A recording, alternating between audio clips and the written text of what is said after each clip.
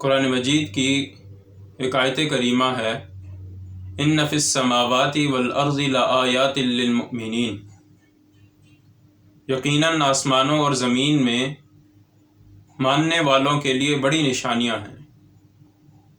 واقعہ یہ ہے کہ اس کائنات کی ہر شے اللہ تبارک و تعالیٰ کی طاقت و قدرت کا پتہ دیتی ہے۔ کائنات کی ہر تخلیق میں اللہ تبارک و تعالیٰ کی طاقت اور قدرت کے نمونے نظر آتے ہیں۔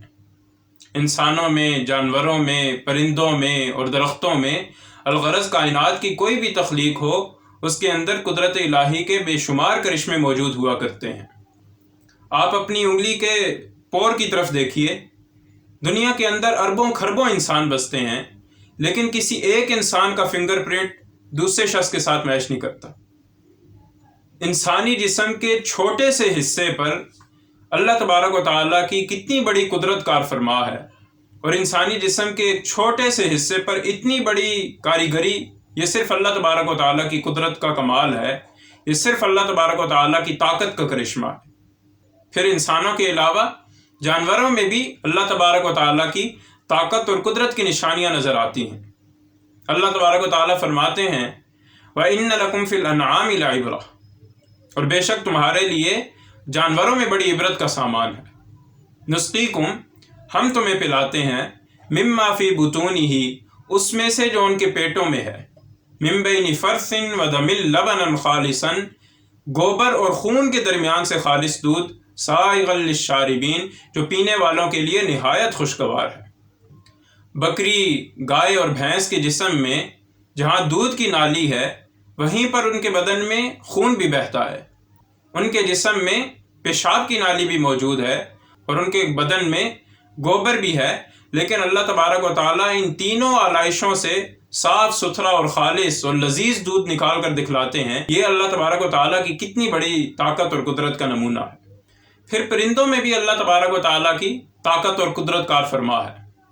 ہم سمجھتے ہیں کہ پرندے صرف اپنے پروں سے اڑتے ہیں، لیکن کبھی غور فرمائیے گا کہ پرندے جب فضا میں بلند ہوتے ہیں تو بسا اوقات وہ چند لمحات کے لیے اپنے پروں کو بالکل بند کر لیتے ہیں، اپنے پروں کو بالکل سمیٹ لیتے ہیں۔ تو جب وہ اپنے پروں کو بند کر لیتے ہیں، ان لمحات میں وہ زمین پہ کیوں نہیں گرتے؟ ان کا توازن کیوں نہیں بگڑتا؟ وہ ان بیلنس کیوں نہیں ہوتے؟ قرآن کہتا ہے الم یروا الی الطیر، کیا ان لوگوں نے پرندوں کو نہیں دیکھا؟ مسخرات فی جو السماء، جو آسمان کی فضا میں معلق ہیں، ما یمسکہن الا اللہ، ان کو اللہ کے سوا کسی نے نہیں تھام رکھا۔ ہم سمجھتے ہیں کہ پرندے صرف اپنے پروں سے اڑتے ہیں، لیکن حقیقت یہ ہے کہ پرندوں کو اللہ تبارک و تعالیٰ کی طاقت اور قدرت نے تھاما ہوا ہے، وہ خدا ان کو گرنے نہیں دیتا۔ پھر نباتات میں بھی اللہ تبارک و تعالیٰ کی طاقت اور قدرت کی نشانیاں نظر آتی ہیں۔